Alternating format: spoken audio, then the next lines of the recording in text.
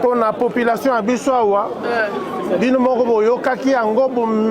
bali pe bamonaki yango makambo elekaki samedi awa tozwaki pe sango wana kaka samedi na pokwa na yango. Alors mokonzi ya biso à l'intérieur et à sécurité, décentralisation pe affaires coutumières, le VPM yemoka sengaki nanga na lombango nyonso na ya kotala ngo ngai ministre provincial na ye intérieur ya Kinshasa na ye ngai mo kozwa version yango ya solo na monoko ya bano ba vivaki situation wana. Eh ben population boyeba ke police aza déjà na sima ya makambo yo ba piste nyonso esi monani pe toyebi déjà bato wana awa tokoloba boye topesi bino encore mikolo mibale bokoyoka sango ke tozana bango na maboko pe police alobi ya mbala oyo tokolakisa mpenza na population ke totikala nsima te. Population mpe pa boali bozala na bobangi te, bozalaka na courage ya kodenonse ntango likambo ezali oyo toye kozwa awa version ya solo tozwi na moto oyo azalaki wana mpe na ndenge alimboleli biso yango abakiseli biso mwa makanisi na ndenge tokolanda dossier oyo. Me kimi ezala na bino likambo oyo tokotika yango te mpe tokozongela bino mpo boyeba sango na yango. Soki boyebaki te vendredi nango papa mokonzi Fachi atelemelaki yango na conseil des ministres et yango moni VPM asalaki na biso relais samedi tozalaki na conseil de sécurité à Kinshasa et pas VPM abeti ntsonso asengi tobakisa susu to multiplier o babengaka ba patrouille mixte o badomona mbalo oyo police abando tambola na FRDC tokobakisaka lisusu JR na kati et ekozala sans relâche tokotambolaka nango bakomi nyonso mbalo oyo ti tolebisana no bato oyo bakotungisaka population na biso na Kinshasa.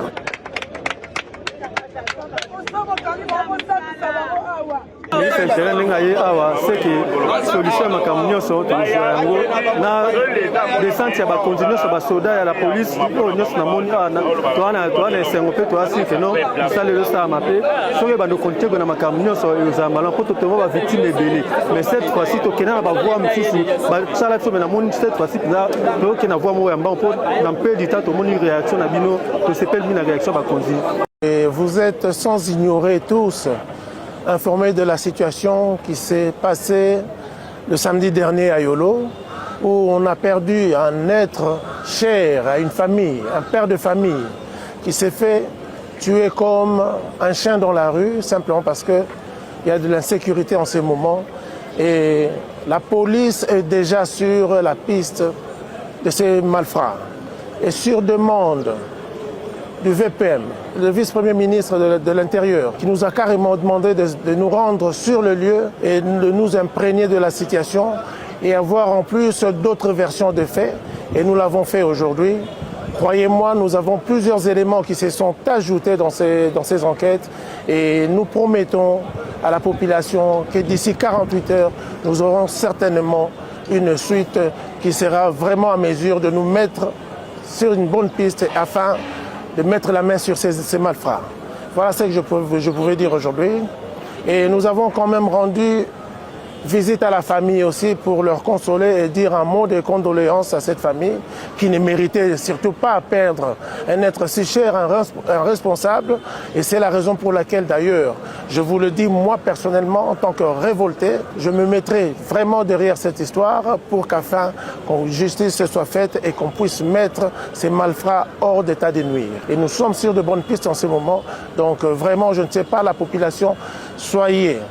vraiment prudent, surtout dès lors qu'il y a une information à rajouter, pensez-y, nous en avons vraiment besoin. Nous avons besoin des informations pour finalement mettre fin à cette situation. Nous avons lelo saisi na libota munene ou etali bakumbi mituka à travers les différentes associations pour examiner ma revendication tobo senga ya bakumbi mituka ya ville ya Kinshasa. Bongo toyoki bango na bokebi penza, bongo na lisanga na gouvernance participative, tomuti ko trouver bongo un compromis pour to améliorer ensemble le lenge na biso yako tambola.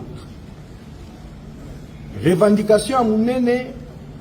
ya laki bon likambo etali trakaseri. ya mibale ya likambo etali contrôle oyo eza kosalama na nzela à travers la grande opération mixte ya régulation routière oyo elansamaki bongo na gouverneur de la ville Daniel Bumba Lubaki pona koaméliorer fluidité ya trafic pe koaméliorer sécurité routière. Na yango réunion ezalaki na tina pona clarifier ba rôle ya ba oyo nyonso bali ko intervenir na nzela pour que confusion ezalati. Précision à liboso oyo tolobi mission mixte oyo ezali na terrain. Seuls les agents, il y a police, il y a circulation routière, puis agent, il y a division urbaine, il y a transport, il y a service, il y a transport, mais il y a ndingisa, il y a contrôle, il y a document. Service mususu etikali. Bazali bongo koya en appui ndakisa. Police militaire, il y a 14e région militaire. Oyo yali bon koye et ko appuyer opération oyo bazali wana pona ko aider na application stricte ya code de la route pe ko faciliter fluidité ya trafic et longo na brigade spéciale ya protection environnement BSP et bien-être social des Kinois et longo pe na ba régie na biso ya contrôle pe ya ba fourrière oyo boyebi musala nini ezali ko sala. Ba service au moussous batikali, bien que faisant partie, il y a mission mixte, il y a régulation, bali na ndingisate, il y a aussi la contrôle, il y a documents en dehors, il y a ba agent au bali qualifié, peut certifier na makambo etali contrôle yanzela. To clarifier pe lisusu, likambo etali ba livraison. To lobi que livraison na ville ya Kinshasa et Pekisamite. Kasi esengeli ko salama enge bene na mibeko pe na horaire oyo epesami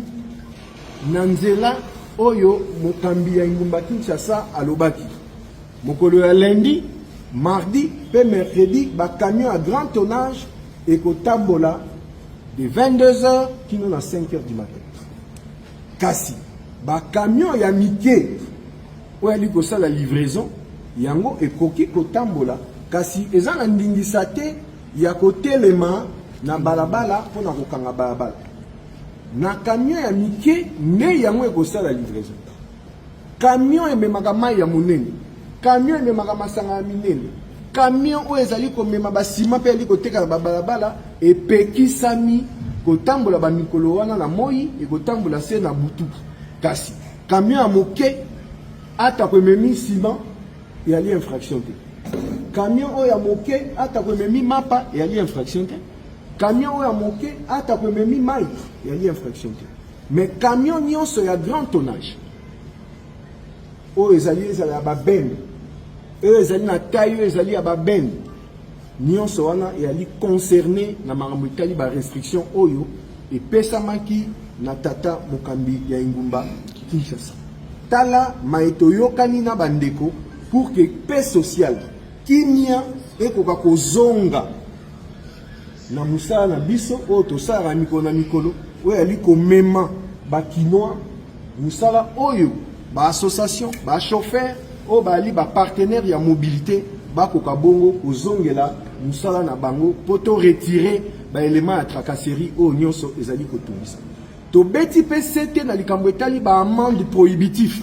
ou ezali appliqué de manière exagérée peut to bendi matoi na baenionso bali na terrain pour que ezalomande eko akosalama bongo ne elongo bani na mibeko ezala eloko oyo ekotungisa baimboka te o bali kosala musala ba